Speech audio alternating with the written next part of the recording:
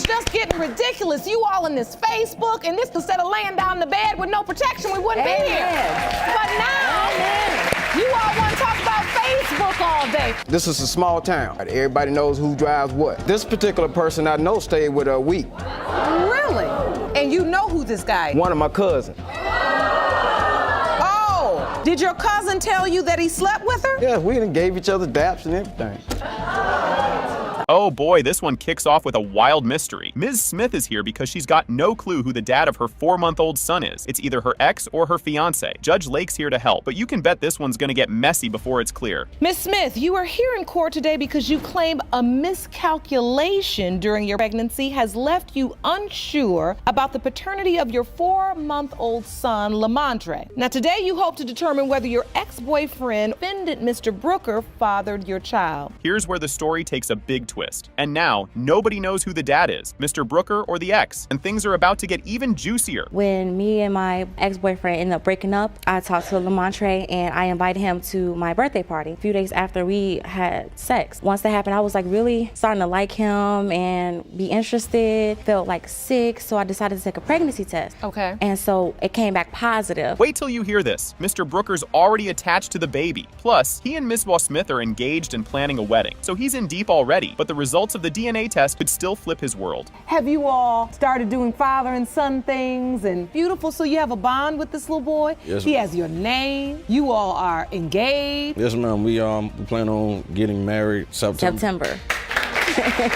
If you thought one doctor's opinion was enough, think again. Ms. Smith saw 3 doctors, and each one told her something different. So, 3 doctors, 3 guesses, and a whole lot more questions. This mystery just keeps growing. 3 different doctors I went to, and they told me, well, yeah, you're about 8 or 9 weeks pregnant, and they did it by the chart. So that led back to that next week I went and I got a blood test done, and they said that just about the same thing, 8 or 9 weeks, and my due date. And just when we think it can't get wilder, Miss Mr. Indy Sam Sufrem says her baby arrived early, 2 whole months early. Things are so up in the air that they've called in a doctor for backup. He was born premature. He was born 2 months early because I have an incompetent cervix, so that kind of prevents me from holding the child inside, so they have to do a surgery. A month early based upon the first 2 appointments. Exactly. Enter Dr. Gator, a family medicine expert who's here to break down the madness. The audience feels some relief, but there's no official word yet, and this case isn't over. It actually happens more often than you would think. Miss Smith's first visit, she basically was given a potential due date of April the 9th, her last menstrual period of July the 3rd. However, as she testified, so when you're basing it off that information, it can be very inaccurate. Despite all the drama, Mr. Brooker steps up like a champ, but with the test results looming, everyone's on the edge, wondering if this love will hold up once the truth is revealed. I had doubts, I did, but at the same time, like I told her,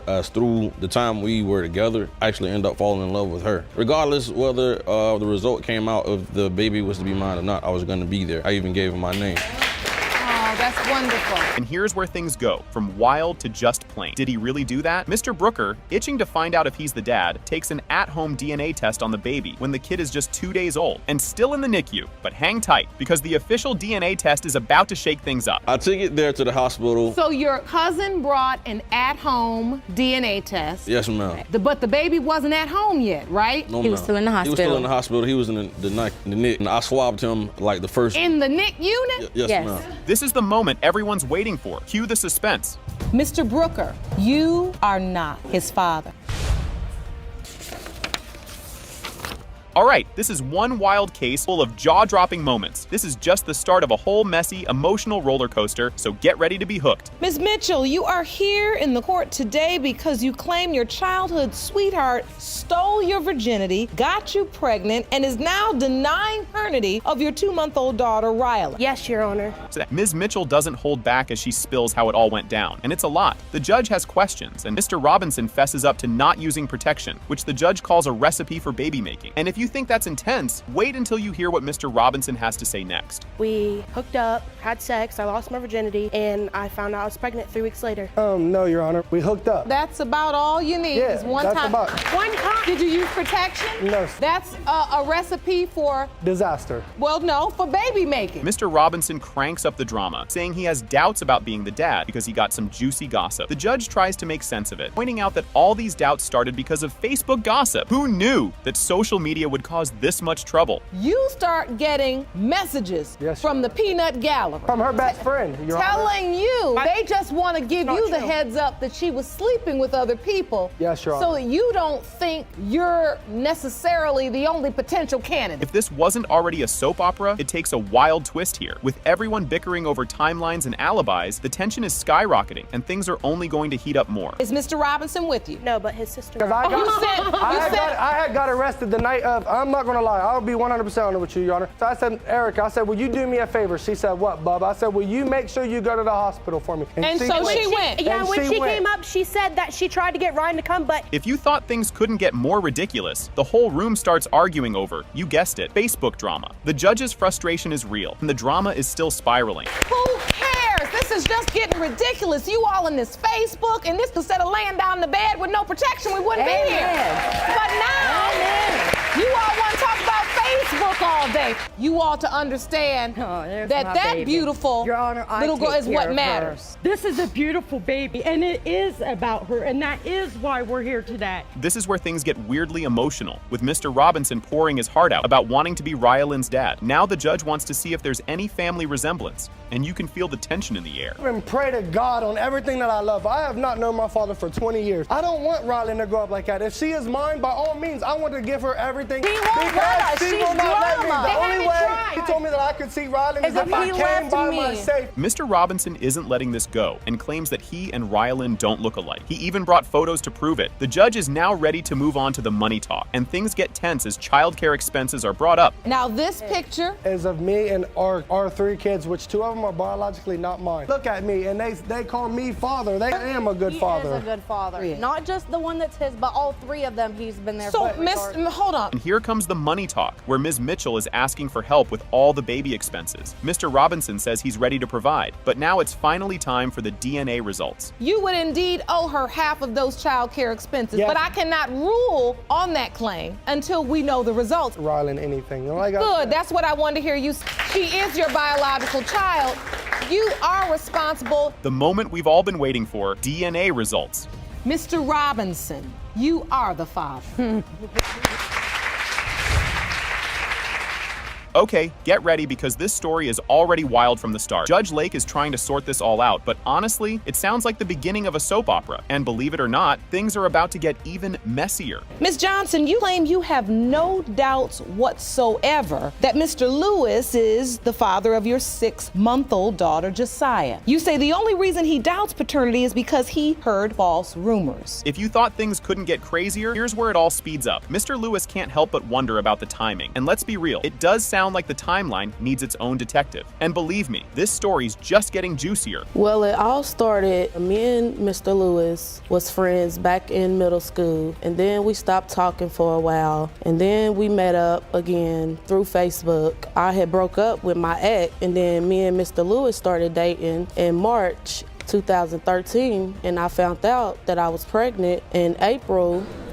That's how the whole story went. Mr. Lewis's reaction is a serious mix of shock, excitement, and maybe a little freak out. Just when everyone starts settling into the idea, a huge wrench gets thrown into the mix from the family. When she first told me, I was excited. I actually broke down crying and tell my mom because I ain't know how to be, because I ain't have my dad, and I ain't want no kid growing up like I did. When you got this news, your son says he burst out crying and told his mother. How did you feel? Well, I first found out through Miss Johnson. That's how I first found out that she was pregnant. So you found out from Miss Johnson? Yeah. If you thought family gatherings were tough, wait until you hear this. So naturally, Ms. Lewis's trust is fading. And at this point, it's basically a game of who's the daddy. The whole thing has everyone's head spinning, and it's only getting wilder from here. When did the doubt come in? The doubt came in when I spoke with one of Miss Johnson's family members. That's when the doubt came in. From her family member? She had told me that my son could be the father, and she also said there could be others that could be the father. Others, plural? Yes. Ms. Johnson decided not to tell Mr. Lewis when she had the baby. Her reason? She felt like he didn't trust her anyway, so why bother? Ms. Johnson stands by her choice, but you can tell everyone in the courtroom is on edge, waiting to see where this will go next. After she had the baby, he found out through the relative that she had the baby. She had already had the baby maybe 3 days when we found out. Why is it you didn't tell him when the baby was coming? Because he was believing everybody else that the baby wasn't his, so I told him that it wasn't his. This is where things spill over onto social media because, of course, this internet drama is just adding fuel to the fire. And honestly, if social media wasn't messy enough already, this just took it to a whole new level. I made a status on a social network. The ex contacted me. It was something like in reference of my son, finding out that he's a father to now finding out that he may not father. It could be somebody else's. So the ex saw my status and sent me a message. Come to find out, I know the ex because he's a friend of my godson's. And now the ex is in the mix, claiming he's actually the dad. Things are spinning out of control. If you think this sounds confusing, just wait. It's about to get even more unbelievable. Ms. Johnson, did you tell your ex that One of my relatives told my ex that he was the father. Your relatives, but you never personally. I always told Mr. Lewis that he was. But did you tell your ex that he was as well? No, I didn't. They were living together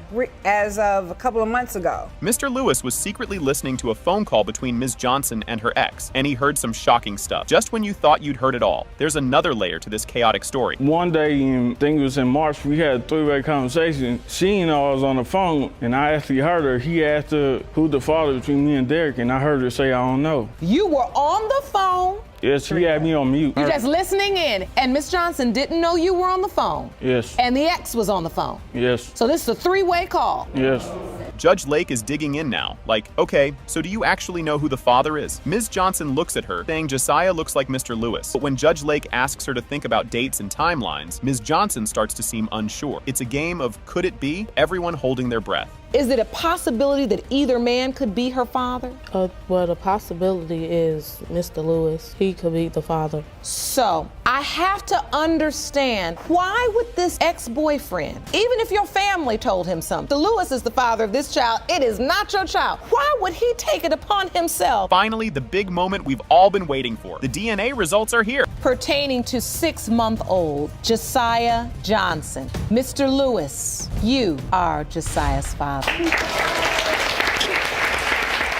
This whole case kicks off with some serious drama. It's like a soap opera that you can't look away from. The big question, who's the dad of her baby, Michaela? Things are just heating up, so keep watching. Ms. Whitman, the man you claim you love is standing in our courtroom hallway, but you confess you cheated on him with the defendant. That's right, Your Mr. Honor. Anderson. So today you're here to determine the paternity of your 1-month-old daughter, Michaela, in hope of saving your relationship. This relationship story is a little bananas. It sounds like something straight out of a TV show. She swears it wasn't serious. But honestly, it sounds like a total mess. You won't believe what she says next. Well, me and Miss Mitchell met at a bus station when I was coming from Chicago to Arkansas. We kind of like kicked it off quick and became girlfriend and boyfriend. And 2 months into relationship, I met Mr. Anderson. And we were pretty much like friends. And because I thought Mr. Mitchell was cheating, I kind of went to him and we were texting. Here's where Mr. Anderson drops a bombshell that gets everyone in the room gasping. Ms. Whitman totally denies it, saying he just bought her a bed and visited. If you think that's wild, just wait. This is only the beginning. This is a small town. Everybody knows who drives what. This particular person I know stayed with her a week. Really?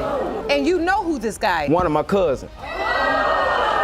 Oh, did your cousin tell you that he slept with her? Yeah, we done gave each other daps and everything.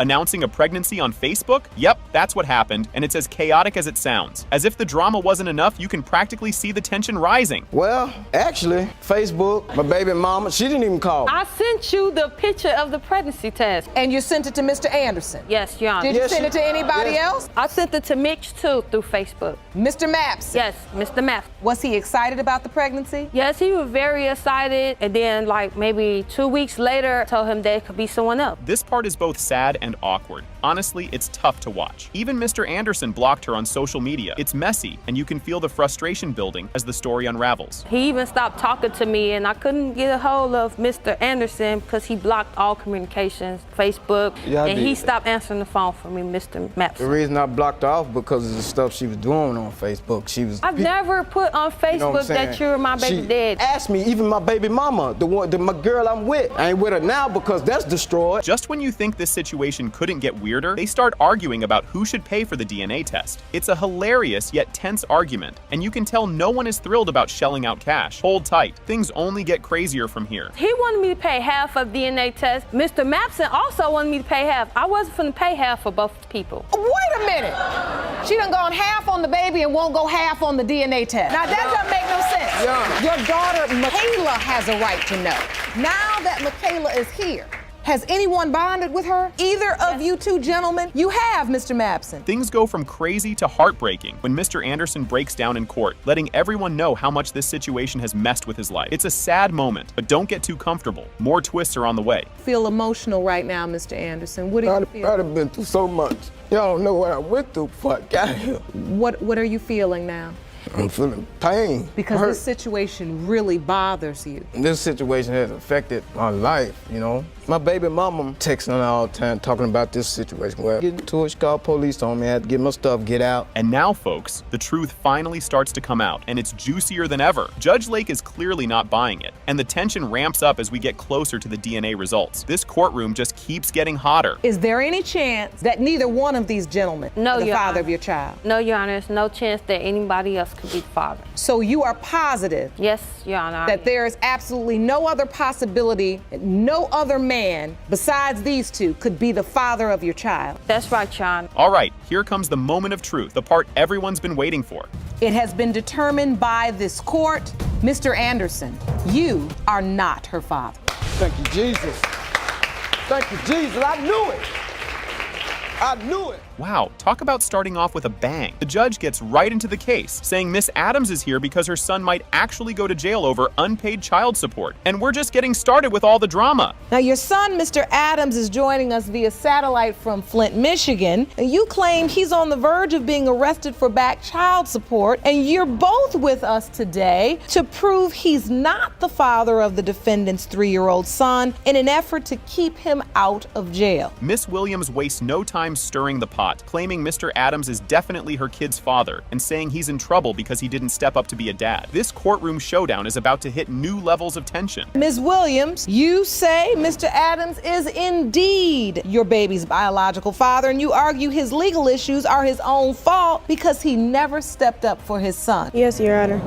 Mr. Adams drops a bombshell of his own, saying there was never any real relationship with Miss Williams, just some casual fun. It's safe to say he's not about to admit to anything serious, but Miss Williams might have more to say. No, I really wouldn't call it no relationship. You know, I met her at a house party. She tried to have sex with me on the first date, so that was a judge of character right there. But you weren't in a committed relationship. Miss Williams really shocks the court when she casually admits she was with other guys around the time her kid was conceived. Things are getting juicy, and everyone's waiting to hear about this DNA test they keep bringing up. I mean, no, when we was young at the time, we hooked on and off, and you know, it just so it was just an on and off thing. Yeah, it was just wasn't committed. During that time, were you also sleeping with other men as well? Yes, ma'am, I was. Without using protection? Yes. Miss Williams gets emotional, defending her decisions and saying she really did think her ex was the dad at first. It's clear this situation is getting more intense, and the money issues are far from over. I wasn't 9 months pregnant. I was still in the middle of pregnancy, and that's when I told you when I was with my ex, and I thought at the time, because I was still messing with my ex, that's what the agreement was between me and my ex at the time. But you understand why this could then make her doubtful? Yes, I do. The plot thickens when Mr. Adams explains that he started receiving bills for child support out of the blue. With every twist, it feels like the court's patience and Mr. Adams's wallet is running thin. At the beginning of this year, I started receiving paperwork telling me that I had to make payments of $99 per month for a child that I haven't even been tested for yet. Never appeared and she left I'm not about town. to keep going through this with you. I told you I have papers right here, Your Honor. Things get pretty wild here as Mr. Adams reveals he ended up in jail over this whole child support fiasco. This is one tangled up case, and the emotions are about to run even higher. Police just ran our names, so I gave them my name proud, like, you know, I'm Lassiter Adams. You know, I ain't think I had no warrant. Come to find out, he come back to me like, oh, Mr. Adams, you got a warrant for child support. I'm like, what? And how much time did you serve for this? Like 10 days. Mr. Adams isn't holding back, saying he feels no connection to the child everyone's claiming might be his. But the judge has a serious message coming his way, and Mr. Adams better be ready. Baby John, do you see yourself? I mean, honestly, no, Your Honor, because, you know, I spent time around this child. If he was really my son, you know, I think we had that bond, that connection. You felt nothing? Honestly, no. The judge drops a heavy dose of reality on Mr. Adams, warning him that ignoring court orders isn't a game and could land him back in jail. And now, after all this chaos, the moment of truth with the DNA results is here. What I want you to learn from this lesson is, when the court calls, you got to answer. Because of your irresponsibility, you've created a situation where you might go to jail if this child turns out to be yours. All eyes are on the judge as she reads the DNA results, and the courtroom holds its breath. It has been determined that Mr. Adams is not the father. Take me off child support, baby.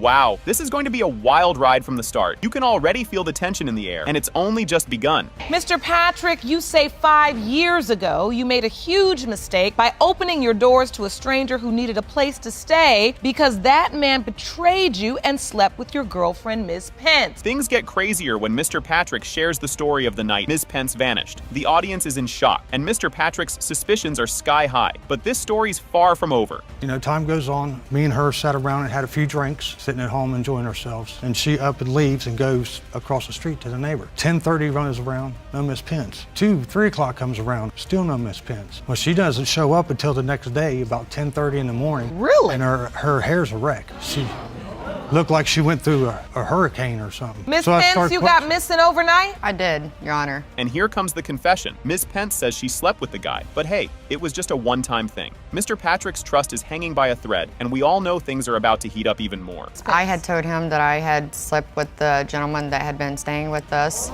It was just the one time. It never happened again after that. He still seems to believe that it happened more than the one time, Your Honor. So you hadn't slept with him when he was living there? No, Your Honor. If you thought it couldn't get weirder, here comes Ms. Pence's reason for cheating. She says it's because Mr. Patrick kept accusing her of it. It's a classic case of if you keep saying it, I'll just go do it, and we're all left wondering what happens next. Larry had continuously, from day one, accused me of cheating constantly. Mr. Patrick. I had never slept with anyone else before that night. I had constantly, that's how I was brought up. I'm constantly calling people honey and babe. That's just, I'm from the South. That's how I was raised. It has nothing to do with that. I never slept with anyone before that. Things get extra dramatic when Ms. Pence pulls out a calendar to prove Mr. Patrick is the dad. But hey, if there's a 5-day question mark, there's definitely more drama coming. On November 2nd, Your Honor, is the date that me and Mr. Patrick had sex. And then on August 7th is the date that the twins were born. The doctor had said that the twins were conceived right around the 2nd of November, Your Honor. Do you agree with those dates? They seem to add up. No, Your Honor, I don't. I mean, it's a 5-day window between there. Hold up. Now, Mr. Patrick's bringing up possible ADHD in his son as proof he's not the dad. Mr. Patrick's still not totally buying it, and we're all waiting to see what he'll say next. What are those doubts? I think he's ADHD or something like that. You know what I mean? He doesn't listen. He's rambunctious. He's a little boy. I understand Mr. he's a little boy, and I hope he grows out of it someday. But I believe he's ADHD or something. There's nothing wrong with it. And so doesn't run in my family. How do you know that? For 10 years, honey. It doesn't matter. You don't know everything, every single thing about your family history. Here's where the relationship goes full soap opera. With all this tension, the only thing that might help is the lie detector test. Yep, you read that right. And so that's why, Mr. Patrick, you asked this court for a lie detector test, because you don't believe Ms. Pence is being truthful with you. Why do you believe she wouldn't tell you the whole truth since she was so forthright? I have no reason to hide anything I just feel like she's hiding more than what she's saying. There's nothing to hide. And just like I've told her, if it comes to the fact that the kids aren't mine, 9 times out of 10, I'm probably going to leave. The lie detector test results come in, and oh boy, they're a bombshell. Now all eyes are on the paternity results, but the drama's already through the roof. During the last 10 years of your relationship with Mr. Patrick, have you had sexual contact with any other man whom you admitted to cheating with? You said no. The lie detector determined you were being deceptive. How is that? Finally, the big reveal. It has been determined by this court. Mr. Patrick, you are the father. I told you that you was the father. I told you. When I said you go across that aisle and hug your daughter, the first thing you did was look at your wife for permission. I didn't miss that. And I want to make sure we're clear if no one's let you know. You don't need permission to love your child. Amen. So I didn't want my son to grow up and not know who his father is. Yes, I admit to my wrong. I was wrong for messing with 2 guys at the same time. But I'm here today to try to prove to him that that is his son. You know what I'm saying? And it hurt me because my son asks about him every day. This is already sounding like it's going to be a crazy ride. The court session starts, and Judge Lake jumps right into it, addressing everyone. Things are just getting warmed up, and you won't believe what comes next. Ms. Jackson, you've dragged your ex-boyfriend to court to prove he fathered your 26-year-old daughter, Tanika. You claim he's denied her since birth because you were caught in a love triangle with him and his wife. It's about to get real messy. Ms. Jackson says Mr. Brown owes her a whopping $2,624 in child support. Sparks are already flying, and this is just the start. Stay tuned for more shouting. 1 week ago, you reopened your child support case in which you state Mr. Brown owes you $20,624.08. Yes, Your Honor. Mr. Brown, you and your wife claim you can't be the father because you were on the road for 3 months during the time of conception. That's true, Your Honor. You've basically taken care of your daughter alone. Yes. Oh, here we go. Ms. Jackson says she met Mr. Brown at a club where he told her Drusilla was just a friend. Later that night, they end up at an apartment. And who barges in? You guessed it, Drusilla. Ms. Jackson had no clue this was going to be drama central, and you'll never believe what's coming up. I met him at the club, and we started talking, we started dancing. He told me he'll be back. When he left with his wife, Miss Brown, I asked him who she was. He told me if she was just a friend. So he came back to the club, and then we went to the apartment. We was in the back of the room. She came in the door. She said, come on out, let me talk to you. I didn't know that he was dating her because he told me they had broke up. Drusilla is not letting this go. She catches Mr. Brown and Ms. Jackson together again, this time in a club bathroom. Drusilla let Ms. Jackson go, kept her eyes on her man, and just when you think it can't get any crazier, it totally does. He wasn't in the club. I said, well, there was one place he could be because his car was still outside. So I knocked on the door of the bathroom. I said, Dwight, I know you're in there. I said, open this door. He cracked it a little bit. So when I pushed it open, she in there, done him in the bathroom. But I told her, I said, you can go. So you find him in the club in the bathroom? Yes, ma'am. Okay, this part is like something out of a sitcom. Drusilla comes home and hears noises coming from her closet. You can just feel Drusilla's frustration as she realizes Mr. Brown is still fooling around. And if you thought this was wild, there's a lot more coming. When I got to my apartment, I unlocked the door with the key. So at that point, I heard my closet door slide open. When I got inside, I went right to the closet, opened the door. She standing up there naked, had my man in my house. So even, he kept fooling around with her, like you say, going back and forth. So you knew that he kept an affair going with her? Yeah, off and on. Yes. Mr. Brown finally admits he's been with both women at the same time, unprotected, but he's also throwing shade, saying he saw Ms. Jackson with another man, so he doubts he's the dad. This love triangle is a total mess, and it just keeps getting messier as they go deeper into the story. Were you sleeping with both of them without protection? Yes. So why do you deny that Tanika is your daughter if you know you've been with this woman over a span of time? I've seen too many things happen, like one morning, I thought she was at work. Come find out, she was out with another man. Things are getting juicy. Ms. Jackson presents a birth certificate saying Mr. Brown is Nika's dad, and Drusilla and Mr. Brown are not having it. This isn't just a paternity case. It's turning into a full-blown mystery, and everyone's hanging on to see what'll pop up next. I have proof that Mr. Brown signed my birth certificate. I'd like to see that. That's a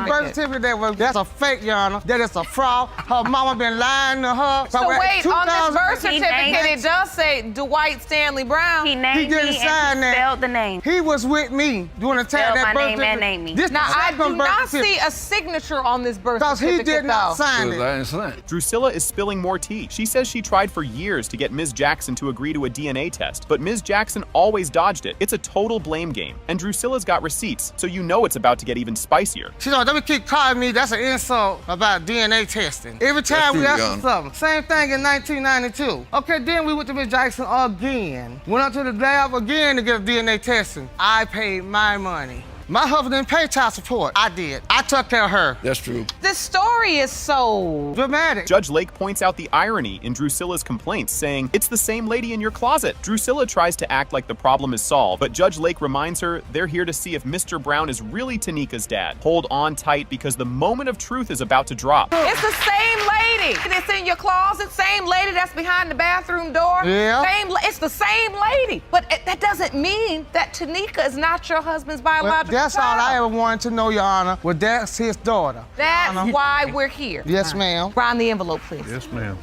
This is it, the big reveal. Judge Lake opens the DNA results, and yes, Mr. Brown is confirmed to be Tanika's dad. Emotions are flying everywhere, but don't leave yet. There's still one more twist. It has been determined by this court. Mr. Brown, You are her father. This last bit is unbelievable. Judge Lake asks Mr. Brown to hug his daughter, and he actually looks over at his wife to check if it's okay first. With that, the courtroom wraps up, but Judge Lake leaves everyone with some wise words on family, forgiveness, and facing the truth. When I said you go across that aisle and hug your daughter, the first thing you did was look at your wife for permission. I didn't miss that. Amen by that. Amen And I by want that. to make sure we're clear if no one's let you know. You don't need permission to love your child. Amen. That's right. Yes, sir. All right, folds. Things get wild right from the start. Miss Jackson tells everyone she's here to confront her husband's mistress and prove this baby isn't his. You can already feel the tension, and we're only getting started. Miss Jackson. The mistress stands her ground and says she knows the baby is Mr. Jackson's. With the audience hanging on every word, you can tell this showdown couldn't get more awkward. Wait until you hear how Mr. Jackson introduced his wife. Miss Jackson claps back, pointing out there's a big difference between wife and BM. And oh, this back and forth is just the beginning of the name calling. But she was always labeled as. Jackson finally shows up, and things get even weirder when he admits he didn't tell Miss Lipscomb he was married. The crowd cheers, but you just know there's more awkwardness on the way. Miss Lipscomb says she had no idea you had a wife. No, she didn't, because I never mentioned it to her, Your Honor. So that part of her statement is true. I think Miss Jackson might be done surprising us. She says she spent nearly $900 on stuff for the baby, even though she doubts the baby is her husband's. This kindness is something, but don't worry, things are still a total mess. Not only have we had conversations, before I didn't deny the child, I went and bought over $900 and some worth of stuff for her baby, Your Honor. Judge Lake asks Miss Lipscomb if the affair stopped once Mr. Jackson went to jail, and she flat out admits it didn't. The audience gasps as she confesses they were still friendly, and you can practically feel everyone waiting to see what's going to come out next. Some surprising evidence hinting there might be another possible father. Judge Lake digs in. Ready to think things are cooling down, Miss Jackson drops a big surprise. She's pregnant. Now, the room is buzzing, and everyone's looking at Miss Lipscomb, wondering how she'll respond to this news. Judge Lake isn't impressed with Mr. Jackson's non-committal attitude and wants some answers. Judge Lake is so over his wishy-washy replies, the big moment is here. The paternity results are revealed, and jaws drop. Mr. Jackson, you are not the father. Thank you. It's still over. Things are getting wild right out of the gate here, folks. Judge Lake kicks things off with the case of McKeever versus Arnold, where Ms. McKeever is trying to prove Mr. Arnold is the father of her kid and wants him to pay up for childcare. And just wait, because this family feud is only getting started. Ms. McKeever, you say you have no doubt that Mr. Arnold is your 3-year-old son Kenneth's biological father. Yes, Your Honor. You've requested a paternity test and are suing Mr. Arnold for $1,796 in child care expenses. Yes, Your Honor. You won't believe Mr. Arnold's confidence as he stands there, saying he shouldn't pay anything for this kid. He really thinks he can skip out on this because he just didn't show up? Oh, this is only getting crazier by the minute. Mr. Arnold, you and your aunt, Ms. Henderson, say that Ms. McKeever admitted to sleeping with 2 other men, but now you claim you're the one who's been put on child support for a boy who's definitely not yours. Yes, Your Honor. Judge Lake isn't having any of it and hits Mr. Arnold with some serious reality. But don't look away, because things are about to get even messier. You've been required to pay child support? Yes, Your Honor. You know that's a dangerous game, right? It's not my child, so why should I pay anything? I got put on child support because of not showing up to a DNA test. Oh, you were named. This happens in this courtroom way too much. Young men in your position, you come to court and Your Honor, this is not my child, Your Honor. And then when I ask, did you have an opportunity to take a DNA test? And here's a plot twist. Ms. McKeever's sister, Ms. Cox, steps up and says she's been paying for all kinds of things for the kid because Mr. Arnold hasn't paid a dime. She's ready to spill some tea, and it's only adding fuel to the family drama. And you've been helping out. Yes, ma'am, I have. Paying for expenses. Haircuts, shoes, clothes, milk, anything that little boy needs. If she calls me, he have it, you know. With the understanding that she's responsible for paying you back this month. And that is, yes. Get ready for a bombshell. Mr. Arnold's aunt, Ms. Henderson, says there's a mystery guy that might be the real father, not her nephew. This whole maybe another dad twist really shakes things up, but the tea is still brewing. Everything is not being said. There was another young man involved who was supposed to be these kids' dad. 2 years, now all of a sudden, my nephew is being blamed for these kids. Because if they was, why would you name another man saying that they was the dad? Who is this young man? Do you know? Arnold? I don't know him personally. Who is No, this I other don't. young man, Ms. McKeever? The other young man that I was with, he ended up going away. Ms. McKeever dives into the timeline of her romantic encounters, and let's just say it's complicated. Judge Lake looks like she's about to need a flowchart to keep up with this one. Pretty much you were with Mr. Arnold, having sex with him unprotected the whole month of December. But when you got pregnant, your doctor told you that the window of conception was about 24th of December to the 31st. Yes. You say you were intimate with the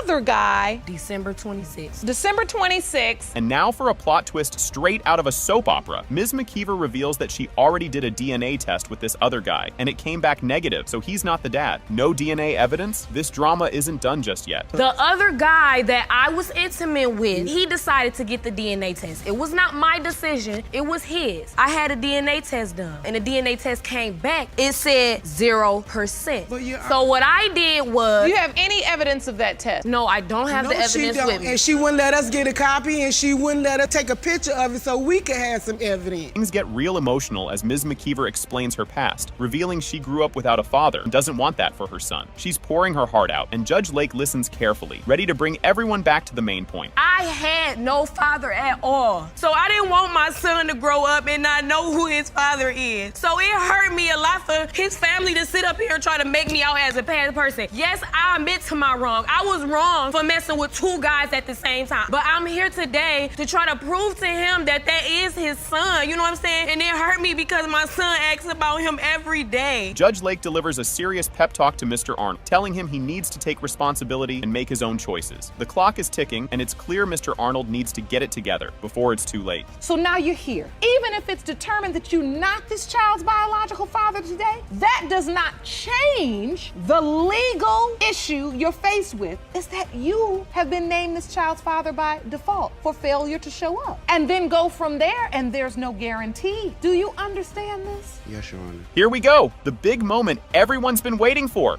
It has been determined by this court. Mr. Arnold, you are his father. Step up, baby.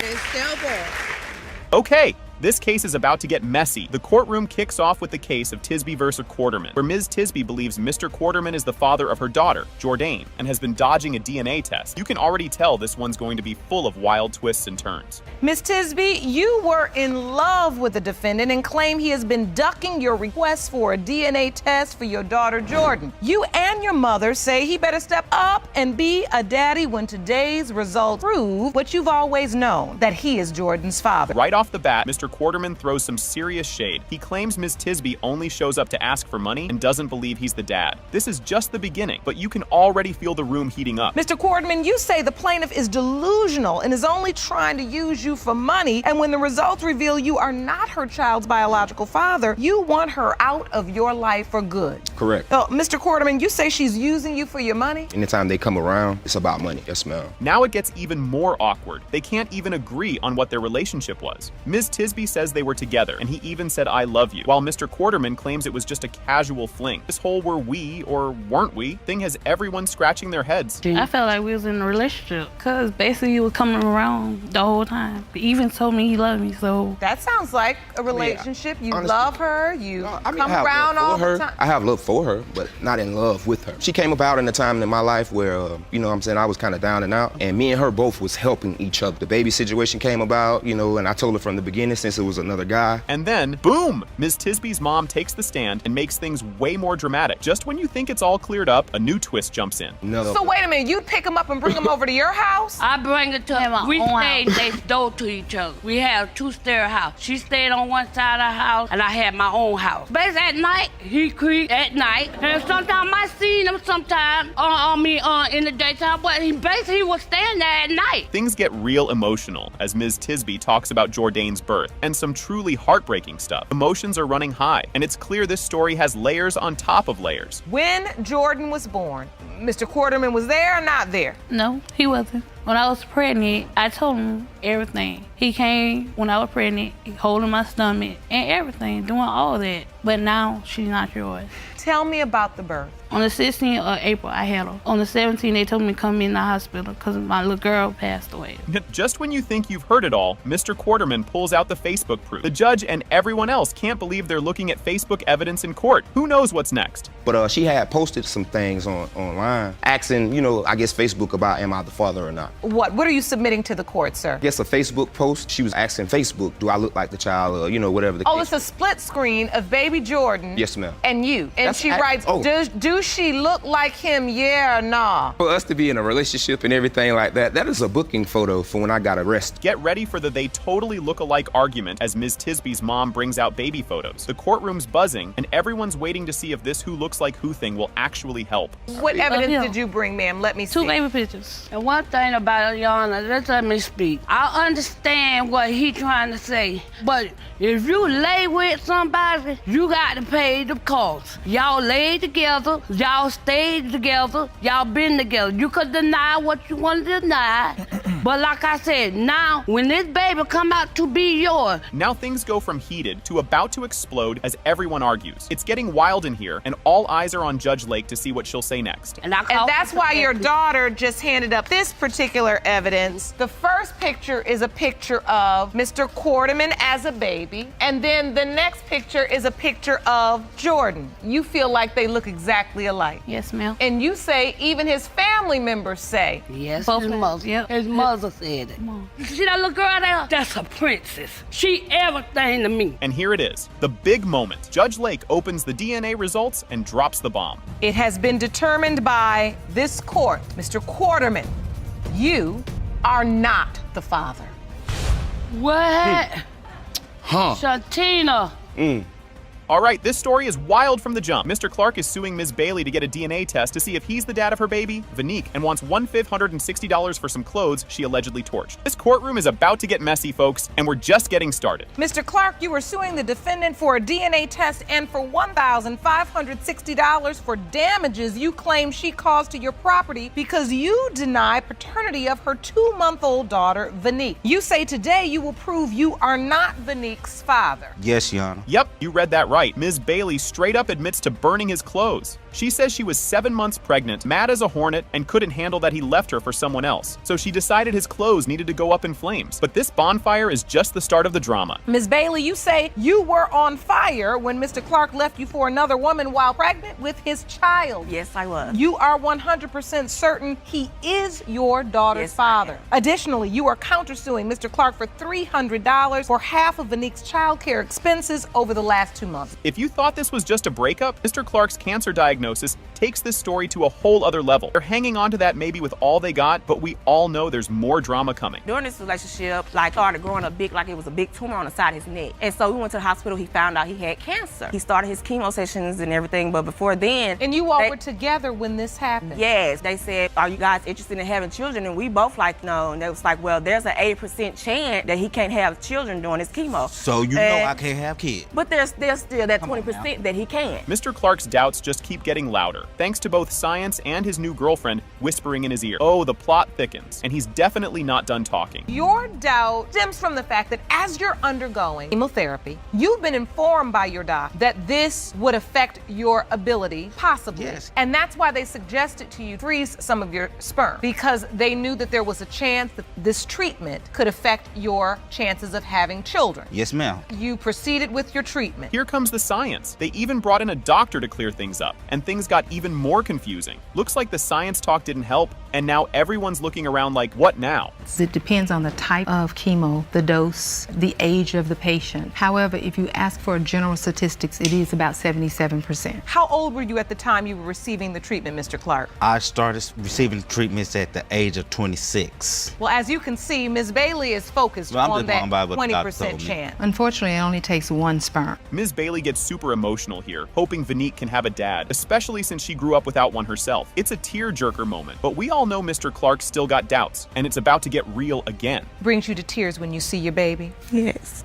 Why? She just needs a father. And you really want that for her? Yes. I want you to take me to the birth. He was there. He cut the umbilical cord and everything. Really? So you were Now present from for the there. birth, Mr. Clark? Yeah, I was there. She was too. Really? Did you sign the birth certificate? No, I was gonna sign that birth certificate, and she gave the baby my grandma's name and my last name. Now it's money time. Ms. Bailey pulls out receipts showing she spent $600 on diapers, wipes, and formula in just 2 months, and she wants Mr. Clark to pay up. But trust me, that's far from the last argument we're gonna hear. You've submitted receipts to the court of the expenses you've incurred thus far. Yes. As it relates to baby Vanique. About $50 a week on diapers, formula, and wipe. I bought her totaling car, about I bought her car $600. seat, everything she needed. Everything you paid for yourself. And Mr. Clark, you admittedly have not contributed anything. No, ma'am. And that's why your countersuit is for $300, half of $600. Yes. Now, Judge Lake doesn't mess around when it comes to burned clothes. He's got no problem telling Ms. Bailey she owes Mr. Clark $1,160 for turning his wardrobe into ashes. Ms. Bailey owes the money, but don't worry, the biggest shock is still on the way. So, because you willfully destroyed his property, I have to award him the $1,560 from his clothing that you destroyed. Judgment for the plaintiff. Moving forward, I think we're ready for the results. Burn no clothes no more. You all done? Yes. A lot of unfinished business here. I hope you're taking note, Miss Hudson. You quiet over there. Just poke, both of you, back and forth. You can't even get the result. Here comes the moment we've all been waiting for. DNA results are in, and it's a jaw-dropper. It has been determined by this court. Mr. Clark, you are not the father. I wanted him to be the father. I wanted him to be there. All right, folks, you won't believe what's about to go down in this courtroom. Judge Lake starts things off, introducing the case of Martin v. Pinner. Ms. Martin admits she made a big-time mistake around the time she got pregnant with her daughter, Royal Blue. Things are just heating up, and it's only the beginning. Ms. Martin, you admit to making a huge mistake around the time you conceived your daughter, Royal Blue. You claim that one moment of weakness will cost you your fiancé if you cannot prove today that he fathered your child. This relationship sounds like it's hanging by a thread. Ms. Martin shares that things are so bad that Mr. Pinner has moved out of the bedroom and now lives in the living room. The tension between these two is wild, and you can just tell there's more drama on the way. Well, at this point, me and Romeo have no relationship because of the paternity of our daughter. I made one mistake back in the past that he knew about, and now he's claiming that he knows nothing about it. The relationship is in turmoil. Yes, he completely moved out of the bedroom. Like, he lives in my living room. Oh, and here's where Mr. Pinner's side of the story kicks in. And trust me, it's not pretty. His trust issues are real, and this whole thing is starting to sound like a soap opera. She says that she let me know right away, but it was a month later after she found out that she was pregnant. No, that's true. You know, when you feel like that, why would I fake it and just, be laying in the bed with somebody that's already lied to me, then I'd be dishonest to the relationship. But you were laying in there before. You were dishonest with me in the beginning, and you're dishonest with me now. The reason why I'm not sleeping in the bedroom is because I'm not sure if Royal is mine or not. Now, Ms. Martin tries to explain her side, and it's, well, messy. Their stories do not match up, and the arguments are getting louder. I'm going to tell her about the mistake. At the point in time, Romeo was doing him, as we say, partying, not coming home. I completely moved to Wisconsin with him. I even said, if I come up here for you, I'm about you, we're gonna do our family thing. And when I got up there, it went totally left. He left me in the home by myself. It'd be days at a time before I saw Romeo. Just when you think you've got the story straight, Mr. Pinner drops his version of the truth, and it's totally different. These two can't agree on anything, and it's all going off the rails. So it's your testimony, Mr. Pinner, that she didn't tell you the day after the party. She told you 1 month after she was already pregnant. Exactly, Your Honor. She said, well, I have something to tell you. When I had that party, I woke up the next morning. I'm pretty sure I had sex, but I don't know who it is. Like I said, that's very irresponsible. To this day, I don't even know the person's name. I didn't wait a month. I told you the next day. I was honest from the jump. So, Ms. Martin? Hold on, because now they're bringing up all their issues from way back. Mr. Pinner claims Ms. Martin changed after having their first child, started partying more. Judge Lake points out they've both been playing the blame game, and it's seriously messy. Like, how do these two even live together? After she had our oldest daughter, she changed completely. I guess she felt like she missed something. She started to go out partying, kicking it, in clubs. We got a child. You leaving me here with the child. I work and go to work and try to take care of my family and provide. You are turning this whole around. I have made my This mistakes. is your... Excuse me. I You're not. have had made You're my not. mistake. But no. At the same point in time, we were supposed to work with it. Judge Lake isn't holding back here, giving some advice on why tit for tat never works out. The judge isn't sugarcoating anything, and you can feel the tension rising. She moves to a different state, following behind you. When she gets there, you still out and about doing things. He out hanging out, he don't want to come home, I'll start partying. We hear this too much. Now, thing I tell women all the time, we lose the tit for tat every time because you lose your senses and you do something stupid and you get pregnant. Yes, ma'am.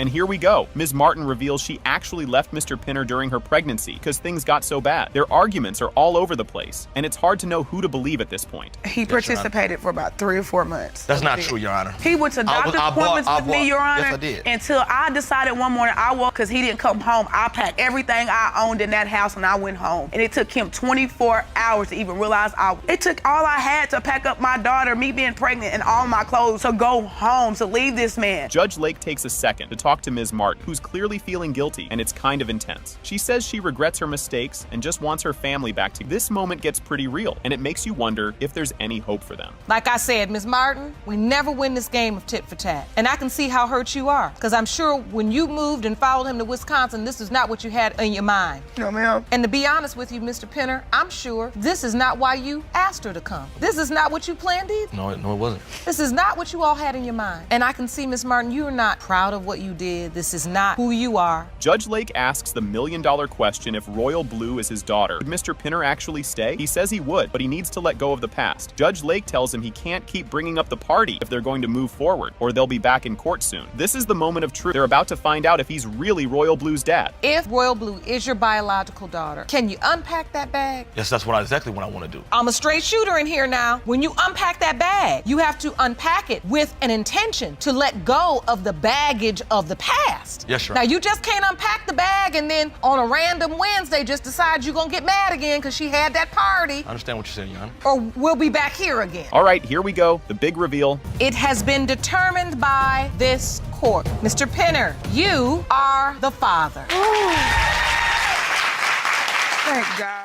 He was there with all my doctor visits. Yes. He was there when I delivered my baby, along with flirting and cheating on me my whole pregnancy. He was at the hospital flirting with nurses. I'm about to get the fighting. He signed the birth Please don't let her certificate finish that, and cut the please. umbilical cord. One thing about it. A couple months ago, she told me. We got into an argument, and I was like, I'm going down and file for custody. I'm going to file for paternity test. She was like, you might want to go file because she probably ain't yours anyway. Oh, that's when she said it. Yeah, because he always wants to think he can just control everything I do. There was a night I was drinking, and we ended up going into my bedroom, and things started going from there. He even turned into a full-on spy, setting up surveillance to catch her in the act with various visitors while he was out working. The plot thickens, so buckle up for Ms. Malone's comeback. Mr. Mason, you say today will determine the future of your relationship with the defendant, Ms. Malone. You say you lost all trust, set up a watchdog to keep tabs on Ms. Malone and discovered that she had men in and out of the house while you were at work. And now you believe Avery is not your daughter. Next up, Ms. Malone spills the tea. She owns up to her adventures, but is totally sure that Avery is Mr. Mason's mini-me. Hoping a DNA test will patch things up, she stands firm amidst the chaos. This drama is just warming up, folks. Get ready for some more jaw-droppers. Ms. Malone, you admit cheating on your boyfriend, but positive he's Avery's father. Today, you are hoping the DNA will restore your relationship. And here's where it gets juicy. Mr. Mason dishes out the dirt about Ms. Malone's sneaky side hustles, like her alley meetups and car chats. She doesn't deny it, claiming they were on a break. Classic, right? Mr. Mason isn't buying it, though. Keep watching. The tea is about to overflow. I found out that she was doing a lot of sneaking around when I was in the house. What kind of sneaking? Going through the alleys, meeting people in people's cars. You were walking in alleys, Ms. Malone? Yes, I was sneaking around, in fact, but seeing other guys. But there was a break because he wasn't showing me any attention. Oh boy, you won't believe this twist. Dive into the nitty-gritty as the court unpacks Mr. Mason's surveillance tactics with a pal playing watchdog, keeping eyes on Ms. Malone's every move. This sneaky business adds all sorts of spice to the story, making you wonder who's really playing whom. And guess what? It's about to get even stickier. I had a friend watching my front door who lived across from where we lived at every time I went to work. Blamed it on because me and her wasn't having any intimacy or anything like that. Do you remember that confrontation, Ms. Malone? And then what did you respond? I told him that it was my father that came to the door. Actually asked my father, and my father said I came over there that day. Hold on to your popcorn. Ms. Malone drops a bombshell that she clued in both Mr. Mason and the potential other daddy about the baby drama right after learning about her bun in the oven. This revelation stirs up a storm of awkward and angry vibes from Mr. Mason. Don't touch that dial. Paternity results are incoming. When you found out you were pregnant, did you tell the other guy it could possibly be his child as well? Yes, Your Honor, I did. When you told Mr. Mason you were pregnant, did you also say to him, and you know because I could possibly be the other guy's child as well? Yes, Your Honor. So she did tell you that, Mr. Mason? Yes, Your Honor. Why'd you hesitate? I had to find out about the other guy from waking up out of my sleep. Brace yourself for this doozy. It has been determined by this court. Mr. Mason, you are not her father. Buckle up, folks. Mr. Fegan steps up to the plate, dead set on proving Ms. Pinkston is his long-lost daughter, armed with a DNA test to back it up. Meanwhile, Ms. Pinkston is having none of it, totally convinced her dad is the man who tucked her in at night. This explosive start promises some serious drama ahead. Stick around, the fireworks are just getting started. Mr. Fegan, you're here to prove that Miss Pinks is your biological daughter. Yeah. You claim you kept this secret for 40 years. Now say DNA prove your case. Miss Pinkston, you stand before me without any doubt that Mr. Fegan is not your biological father and the man who raised you. Hold the phone. This just got real. In a jaw-dropping twist, Ms. Pinkston spills the beans that she first met Mr. Fegan at a casual hangout, all thanks to her mom's setup. Talk about a plot twist. She always thought Mr. Gus Pinkston was her one and only dad, making this reveal a mega bombshell. Keep watching. The roller coasters just hit the first drop. I met Mr. Fegan here when I was 16 years old. I never knew of him. Then all of a sudden one day, my mom decided to take me with her to a friend's house. They get to talking to me, Mr. Fegan, and my mom, right away, this is your father. Who did you think your father was? Did you know your father? This is my father, Mr. Gus Pinks. This is who I've known my entire life. So he was married to your mom? My entire life. You won't believe this bit. Imagine being told the guy you might be dating is actually your cousin, thanks to a paternity puzzle you knew nothing about. Ms. Pinkston's world got flipped upside down when her mom dropped that Kenny could be her dad. What a cluster. And just when you think it can't get more twisted, there's more chaos to come. The only reason why this all came out, for the cat to get out the bag, is when I was 16, they told me that Kenny was my father. My mom thought I was dating one of his family members. But needless to say, it was not me, it's my sister that was dating his family member. And so they felt like they needed to tell you because you were dating your cousin. Yes, when they told me about it, that was like the worst day of my life. Guess who was secretly dropping by family BBQs as just a family friend? Yep, Mr. Fegan, keeping his supposed daddy status on the down low. Sneaking around like a character in a spy movie, this man's middle name might as well be secret. Don't go anywhere. The tea is about to spill. Mr. Fegan used to come to your house when your dad was alive? Yeah. I did. And what were you posing as? A family friend? Family friend, that's what it was. The secret was still on. And so you just come by the house, but you were really coming by to see Miss Pinkston? Hopefully that she was there so I could see her. But over the years, just having something in your heart like that, you could not tell. Grab your popcorn, this part's a doozy. Enter Ms. Melissa Pinkston, totally torn up about airing dirty laundry in public. She's all about keeping skeletons firmly in the closet, but alas, the secret's out and wreaking havoc. What's next? More family secrets or a sudden plot twist? Tune in to find out. You are the defendant's sister. Yes, ma'am. What you know about this huge paternity secret? I don't even want to talk about it. I mean, it's been this long. I love you, Tanya, but this is something I really didn't want part. My mom was a good one. My dad was awesome. If it was a secret, it should have. You can hold it for 43 years. Should have just left it alone. And now for the grand finale. Drum roll, please. Fegan. Yes. You are not her father. Oh my God. Oh, Lord, no.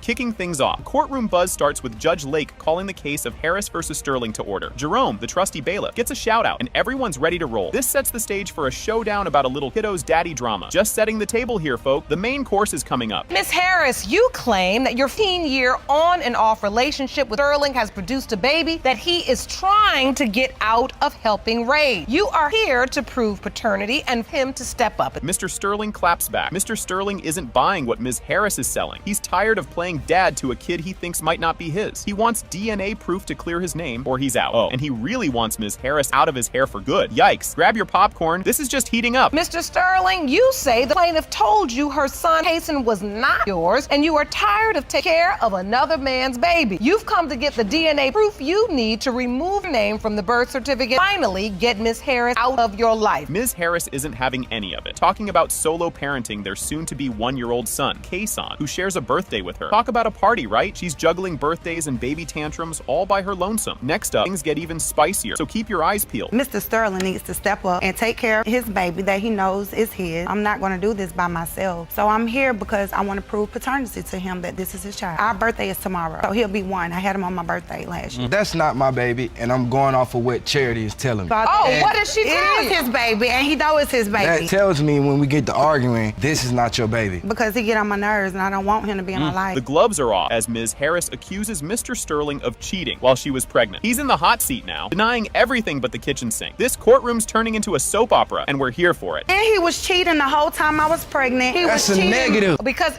even if he was cheating, that's bad enough. Don't want that, and we do not condone that in this courtroom. Question concerning paternity would surround whether or not you were sleeping with somebody else at the time. Mr. Sterling whips out a calendar to try and debunk the pregnancy timeline, doing some serious date math in front of the judge. Will his timeline tango confuse the court or clear his name? The judge's eyebrows are already doing a dance, and you won't want to miss what drops next. And you submitted a calendar to the court. I'd like to go through that calendar so I can better understand. First date on this calendar says the doctor's appointment was on March 21st, and the doctor says that Ms. Harris to 8 weeks pregnant. You had sex on Valentine's Day. If we count back 6 to 8 weeks, 1 week, 2 weeks, 3 weeks, 4 weeks, 5 weeks, 6 weeks. Just when you think it can't get more tangled, Mr. Sterling drops a bomb about another potential daddy in the mix. Ms. Harris isn't having any of it, throwing shade and denials faster than confetti at a surprise party. Things are about to get even messier, so stick around. When she was 8 months pregnant, she told me that it was another guy who could be the baby's father. It broke my heart. First of all, that's a lie. What happened? We had an argument, brung that up. I don't know if she was mad or what. She said, don't worry, you not my baby's father anyway, so you need to like go and kick rocks, get on with your life or whatever. I'm like, what? We were just together. I was just the baby's father and everything. The feud fires up. The air's thick with accusations as both sides dig in. Mr. Sterling is all about denying daddy duties, and Ms. Harris is calling him out on every front. This isn't just tea being spilled. It's the whole teapot. And trust me, the next bit is the cherry on top of this drama sundae. That's the reason we here today. Exactly, because you're a liar. You need to pretty much. I don't want to carry another man's child. You want to take care of yourself. You know that. That's the reason you want me to be First of all, you don't take care of yourself with the child that you already got. So wait, sit here and kick like that, baby. Ain't got nothing to do with this. I'm saying, you know, don't sit here and kick it like doing that. So hold on. Judge Lake is about to lay down the law and reveal the DNA results. This could go any which way, folks. Will Mr. Sterling be planning a Father's Day celebration, or is he off the hook? Let's find out, because this reveal is going to be epic.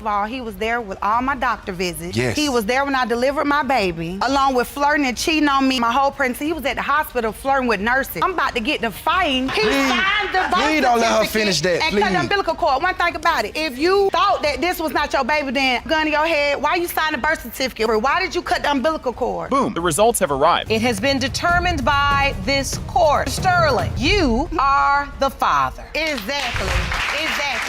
Guess what's cooking? Miss Serfozo calls her daughter Sinite her miracle baby because, surprise, she was told she'd never have kids. She's pointing the finger at Mr. Miller as one of the potential daddy candidates. This is just the appetizer in what's shaping up to be a messy paternity stew. By his side, totally denies being the baby daddy, claiming they've got the receipts to prove it. Oh, the drama. This admits to partying hard back in the day. But wait, there's more to this soap opera, so stay tuned. Ma'am, at that time, I do have a past just like everybody else. At that time, I was just partying all the time. When I found out I was pregnant, I was involved with somebody else. You were dating one man and you say, just when you think you've seen it all, Mr. Miller whips out a ticket to prove he was out of town. This plot twist could turn everything upside down. The courtroom's about to turn into a circus, and you don't want to miss this act. August, when the time was supposed to happen, I was in South Carolina, and I have a ticket right here to prove that I got in August. And he was also in August gone for a whole well, nobody could find him. Mr. Miller, your contention is you weren't even in town. No, ma'am. So how could it be you? So August, you gone. I was gone from that place before August. Throwing punches in the air of responsibility. What's coming up will definitely make you go, Your contention is we're not trying to duck or any responsibility. No, ma'am, I'm not. And now, the moment we've all been waiting for. Drum roll, please. Mr. Miller, you are not her father. Told you. Thank God. So now where's the other bit? Buckle up, folks. The episode kicks off with Judge Lake calling the case of Kane versus Wright. The courtroom buzzes with anticipation as everyone settles in, setting the stage for a roller coaster ride over the paternity of little 1-year-old Ariana. You're not going to believe the twists and turns coming up. Ms. Kane, now you say you've had an on-again, off-again relationship with Mr. Wright for the past 3 years. In addition to questions regarding your daughter's paternity, you say your relationship has suffered from instability and constant mistrust. You've got to see this to believe it. Mr. Wright, Mr. Wright lays down the law about his doubts over Ariana's paternity, thanks to Ms. Kane's shaky truth-telling history. He's dead set on bailing if the DNA test shows he's not the daddy. Strap in, because the drama is just heating up. Mr. Wright, you say that Ms. Kane has repeatedly lied to you, and you have every reason to doubt the paternity of 1-year-old Ariana. Now, you confess that if the results of today's paternity prove you are not the biological father, you plan to walk out of this courtroom and have nothing to do with Ms. Kane again. Can you even handle what's next? The judge dives into the deep end of why these two can't trust each other. Flashback time. Ms. Kane's been cozying up to her ex, which throws a whopping wrench into their story. You'll need popcorn for what's coming next. Why is there so much mistrust? What's going on in this relationship? When we first started talking to each other, I was always hanging out with my ex. Still sleeping with your ex at the time? No. So you weren't sleeping with your ex, it was really your ex? So that's not what he says. So Mr. Wright, you tell me. Yeah, he called me to have me tow her car. The ex did. Told me it was his girlfriend. Hold on to your seats. The heat turns up when Ms. Kane spills the beans about flirty texts sent to another dude right after they met. Looks like she's keeping her options wide open, despite the ongoing baby daddy drama. But when you get to her house, your boy's girl was flirting. No, she didn't flirt till I left. 5 minutes later, she sends me a text message. Oh, you did? Yes, I did. I said that I thought he was cute if we could move on to maybe something more. Wait, the tow truck man left, and then you just sent a text like, I think you can more than you towing my car? This next part is a doozy. Mr. Wright recounts a tale of deception, where Ms. Kane was supposed to be girls' night out, but was actually spotted with her ex. The plot thickens, folks, and believe me, there's more where that came from. She lied to me, told me her friend, they were gonna have a girls' night out. Well, my boy was a door guy at the bar. Come to find out, her ex's friend, and her girl were all on double dates together. We were on a double date. My friend, what was going on was one of my friends, she asked me to go with her to meet this guy. My ex was there too with his boy. They picked you up at your house. Things just got real. In a fiery exchange, Ms. Kane hints to Mr. Wright that he might not be the father, which she claims was said in the heat of the moment. Buckle up, because the truth train is about to leave the station. She told me twice that it might not be mine. She was pregnant. And then again, while you were pregnant, that this baby is not his. A couple months ago, she told me. We got into an argument, and I was like, I'm going down and file for custody. I'm gonna file for paternity test. She was like, you might want to go file because she probably ain't yours anyway. Oh, that's when she said it. Yeah, because he always wants to think he can just control everything I do. He wants me trapped in a house all the time. You're not ready for this twist. Mr. Wright plays detective to debunk Ms. Kane's fishy gas leak story, even calling the gas company to check her alibi. Spoiler alert, no gas leak. The surprises just keep on coming. You get pregnant. You tell him? Yes. And when she tells you, are you happy? Do you believe it's yours? I was or you happy, but I still had that. She went over to her baby daddy's house. She has 2 other kids. Went over to his house. Was over there for 3 hours. She knew was that like dinner an hour was and a almost half. done. Ignore my phone calls, my text messages. Or she finally calls me. I'm on my way now. Where were you? Well, I got blocked in the driveway because there was a gas leak. So what do? I call the gas company. Are you still with me? The judge can't wrap her head around why these two stick together through all the chaos and accusations. It's like watching a soap opera, but with legal documents. And guess what? It gets even juicier. Why are you two even together? Because I do He love don't her. answer my calls. She don't answer my. She not taking the phone into the bathroom. I mean, constant complaint. Neither one of you trust the other one as far as you can throw them. You really don't. So Ariana is now here in this mess. You the mother. He doesn't know if he's the father. This is the big moment, people. Drum roll, please. It has been determined, Mr. Wright, you are Ariana's father.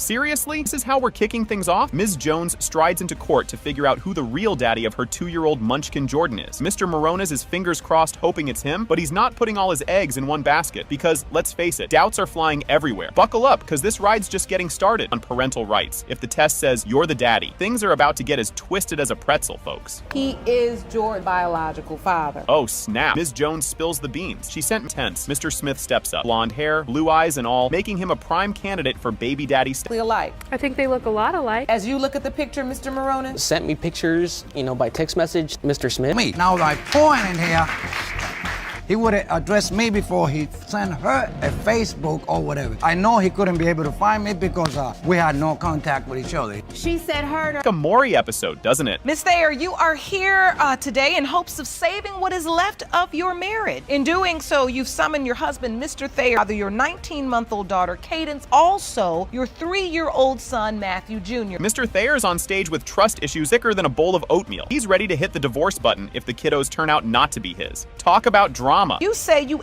or both kids are not yours. We don't even have sex anymore. What married couple doesn't have sex? At some point, you find out you're pregnant. Yes, I didn't know what to say because I wasn't planning on having any more kids. I mean, I had 3 girls already, so I was already a single mom. Were you all using protection? No.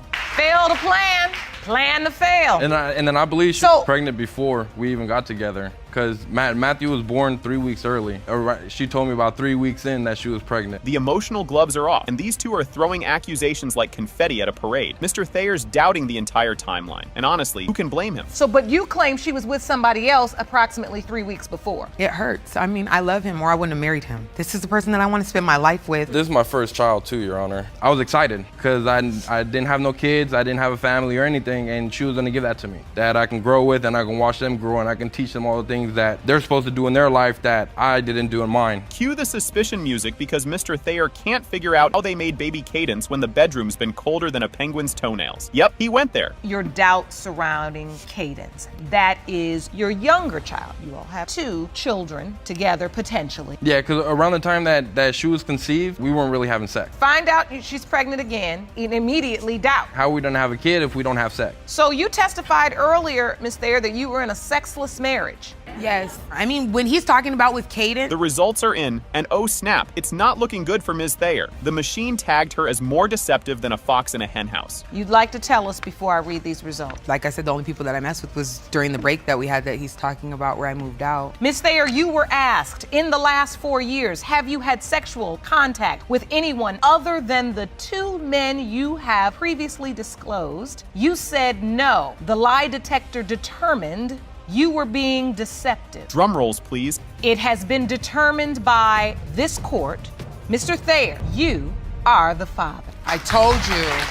One of them. I told you. We still need Matthew. You won't believe this. The crowd goes wild when Ms. Moore throws shade, claiming Mr. Butler's wife is playing puppet master with his doubts. Ms. Moore is all fired up, telling everyone that the only reason Mr. Butler is second-guessing fatherhood is because of his wife's sneaky ways, causing quite the stir among the audience. And guess what? The drama's just getting started. Mr. Butler has doubts he fathered your 1-year-old daughter, and that's because of his manipulating wife. Mr. Butler, you argue you've been told on multiple occasions by the plaintiff herself that you are not her child's father. Oh snap. Here comes Mr. Butler with his own side of the story, doubting he's the daddy because Ms. Moore once told him he wasn't. He lays it out, recounting times Ms. Moore straight up denied his paternity, which gets the judge digging deeper. Buckle up because the roller coaster is about to drop. One time was because he was harassing me, him and his so-called quote-unquote wife. So you admit, Ms. Moore, you told him you're not the child's father? One time. It's happened because she told me I'm not the dad. She told me I'm not the father. Why would she tell you that? The baby don't even look like me. This just got real. Ms. Moore and Ms. Harrison are now locking horns over whether Mr. Butler did his part as a dad. The clash heats up over some juicy texts about another dude stepping up as dad, showing just how messy this situation is. Keep your eyes peeled because there's more tea coming your way. And that's a text that was sent to me. He has been a much better father than Quincy. So,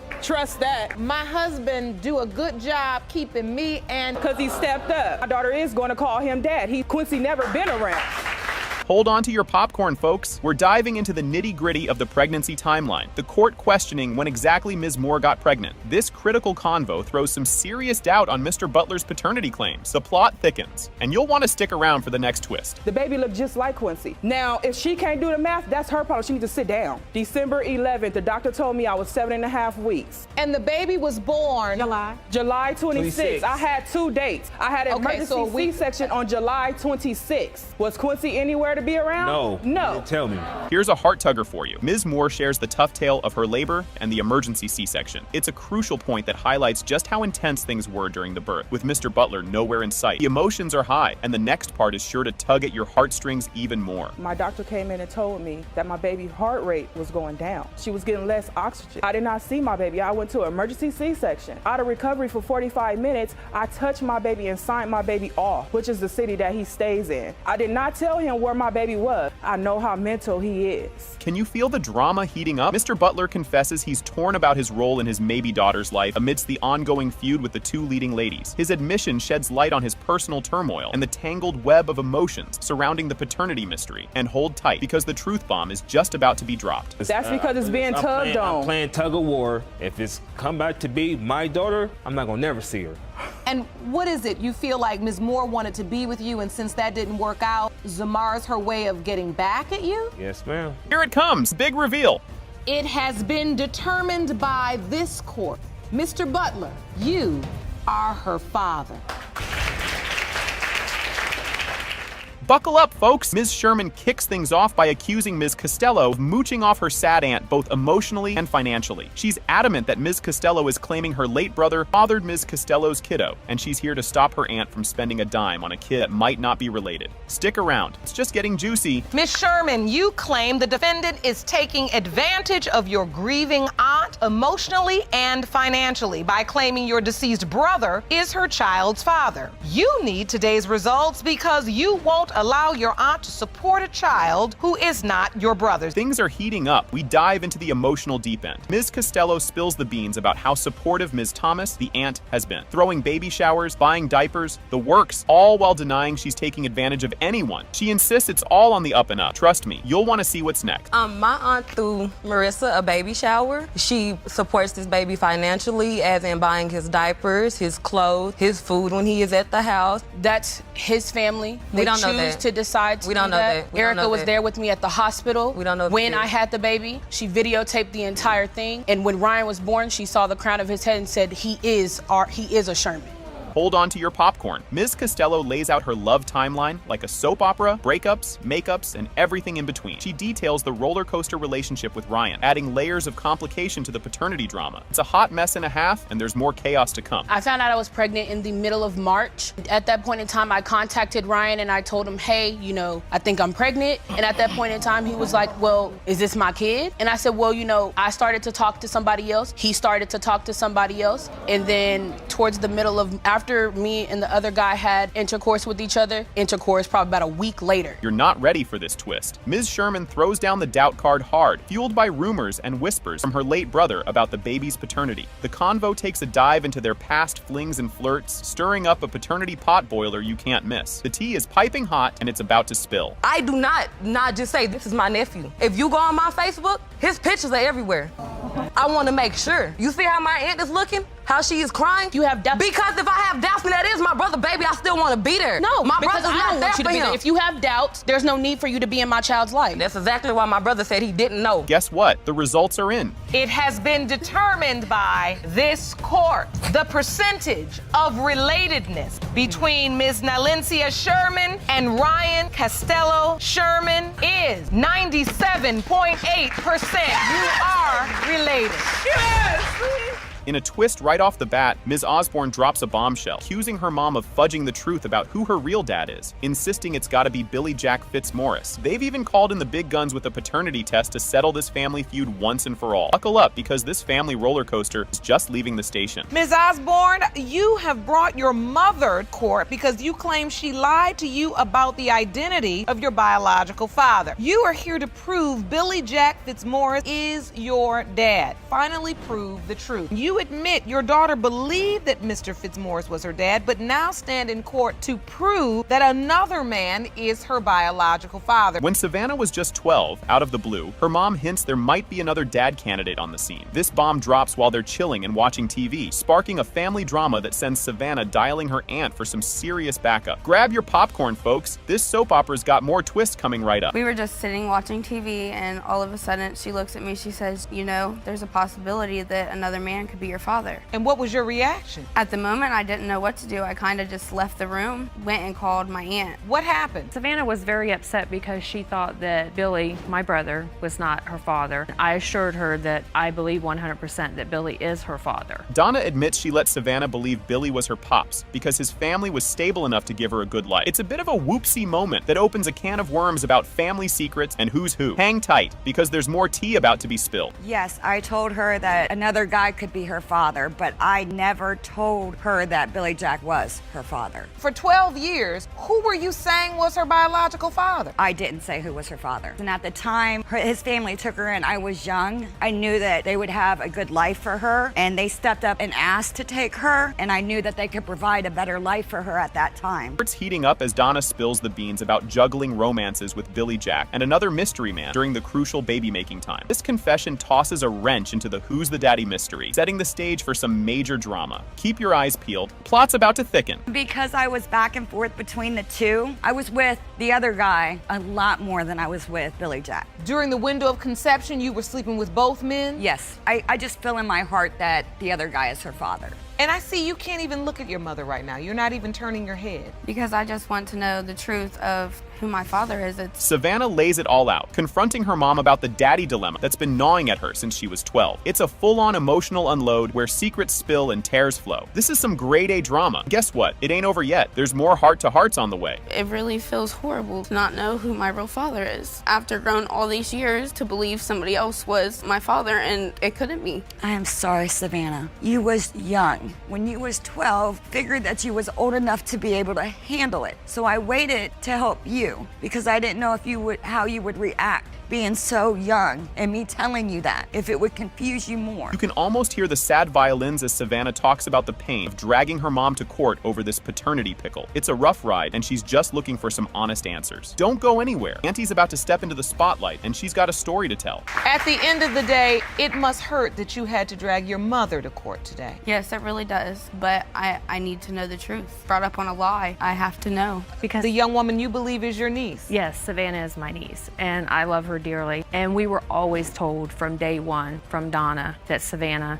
was our I call her our baby, but our niece. Auntie Brooks jumps in with a backstory that's part soap opera, part reality TV. She reminisces about the shock and awe of Donna joining the family under, let's say, colorful circumstances. The family saga unfolds with more layers than a reality TV show marathon. And yep, there's even more juicy bits to come. So when he brought Donna home, we were a little shocked because at the time she was working as a stripper. We didn't know what to believe, but we believed my brother, Donna, both when they said that Billy was her biological father, that she was pregnant with Savannah, and that was our family. I had told both men that I was pregnant. And now we're talking about whether these sisters might have different dads, which just adds more spice to this already zesty family gumbo. The chat turns to similarities, suspicions, and family whispers that have everyone guessing. Stay tuned, because the DNA results are about to drop. So growing up, you just felt like I have a sister, but we have two different fathers. I also believe Billy could be her father. Oh, really? Because at the time that Donna conceived Miss Patton, she was also with my brother, back and forth between my brother and the other man. And I see similarities between Mrs. Patton, this is his other daughter here, Marissa, and Savannah. And bam! It has been determined by court. Ms. Brooks and Savannah are related. Here we go. Miss Hayslip rolls up with a big claim, ready to stir the pot. She's here to prove that Mr. Hayslip, who she insists is her dad, really is her biological father. She's even brought her aunt along because, hey, you gotta have a cheer squad for moral support, right? This is just the opening act, folks. The scene is set for some real family drama. You are seeking a DNA test to prove that Mr. Hayslip, the defendant, is your biological father. You've believed he is your biological father for many years, yet you say he has never allowed you into his life at the time of your conception, but you claim you were always told that Mr. Hayslip was your father. And bam, the plot thickens. Mr. Hayslip fires back, determined to prove he's not the father. He's been dishing out child support for 19 years, and now he's had enough. He even wants Miss Hayslip to drop his last name like it's hot, no matter what the test results say. Stick around, because you won't believe what he says happened to him next. Now, Mr. Hayslip, you say you want to prove that Miss Hayslip is not your biological daughter today. You admit to being very angry because you claim you've been forced to pay child support for the past 19 years for a child you did not father, so that she no longer has yours after today's test results are revealed. Yeah. Hold the phone. This just got juicy. Imagine minding your own business, driving, and boom, cops pull you over and drop a child support bomb on you. That's Mr. Hayslip's story, and he's sticking to it. He had no clue until a cop slapped cuffs on him and spilled the beans. What's next? Miss Hayslip's going to hit you right in the feels with her side of things. I had moved from southern Michigan to northern Michigan.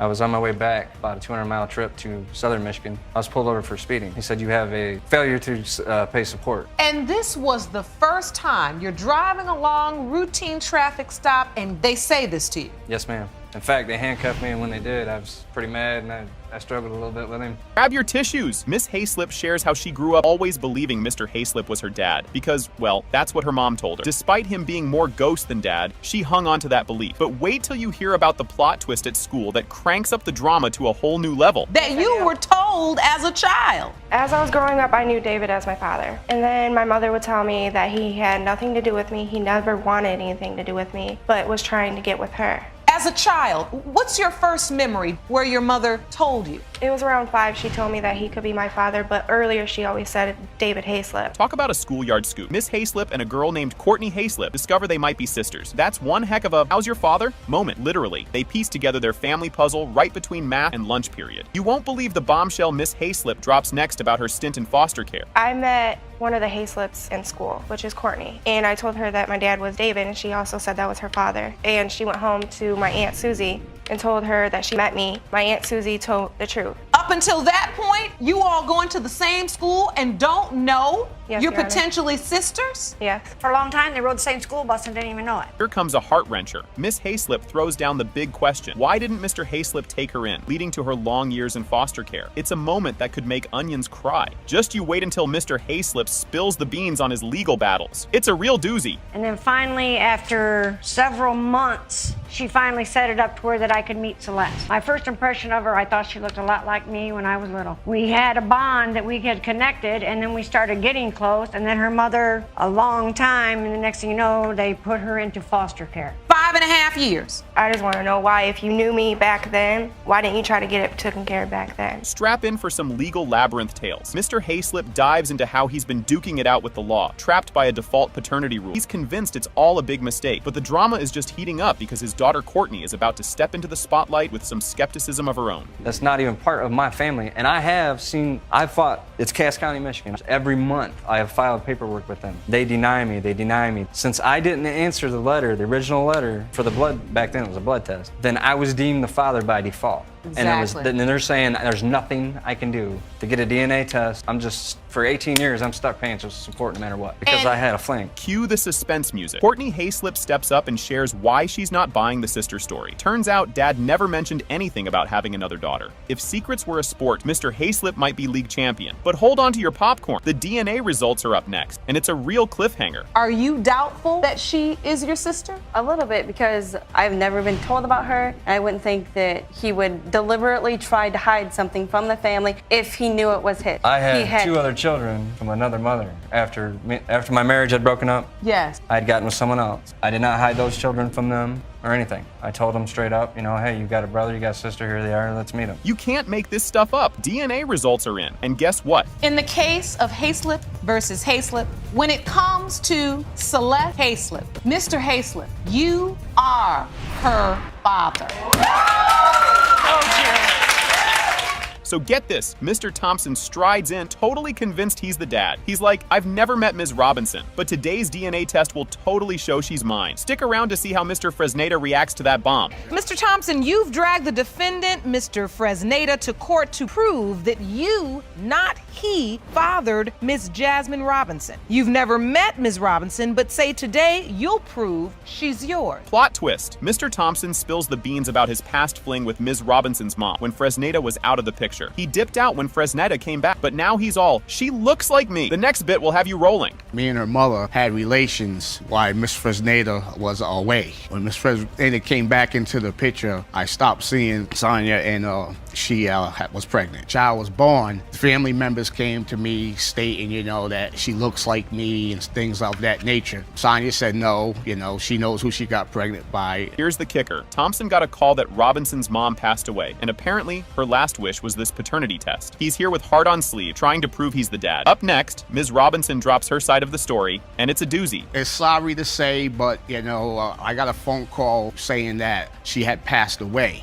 And I was like, Are you speaking of Jasmine's mother, Ms. Robinson's mother? Yes. It was her wishes to say that it was Mr. Fresneda's baby. They raised her, but I'm here today to prove that I am the father. In my heart, she's my daughter. So, Ms. Robinson's chilling one day when, boom, Mr. Thompson slides into her DMs back in 2010. Fast forward to 2015, he hits her up again with the big dad reveal. Wait till you see how Mr. Fresneda takes this news. 5 years later, 2015, he had reached out to me again. I have a copy of the Facebook message that he sent me saying like, hi, do you know who I am? And I had said no. And then that's when he had started explaining the situation of how he's supposed to be my dad and not George. And it was a big secret. And like everybody knew, but nobody said anything about it. And here comes Mr. Fresneda, totally aware of the whole dad drama. He's wishing Thompson had just come to him first instead of going through Facebook. Things are about to get real spicy with Aunt Felicia stepping into the mix. I asked her mother that Jasmine was my firstborn, and that was good enough for me, Your Honor. We went on and had 4 more children after that, and they all belong to me. Now my point in here, he would have addressed me before he sent her a Facebook or whatever. I know he couldn't be able to find me because we had no contact with each other. He lives in one town and I live in another. Hold on to your popcorn because Aunt Felicia is about to stir the pot. She's seen some family resemblances that she just can't ignore and thinks there might be more to the story. The DNA results are up next, and they're a real game changer. Did she ever mention to you that Mr. Thompson could potentially be Ms. Robinson's father? She always denied it. If we brought it to her attention, she always said that Ladden was not Jasmine's father. Because as Jasmine was growing up, I, as the aunt, started seeing a little difference in the children. You did? I did. The moment of truth, Judge whips out the DNA results, and guess what? It has been determined by this court. The biological father is Mr. Thompson. You are her father. Thank you very much, Your Honor. All right. Sorry.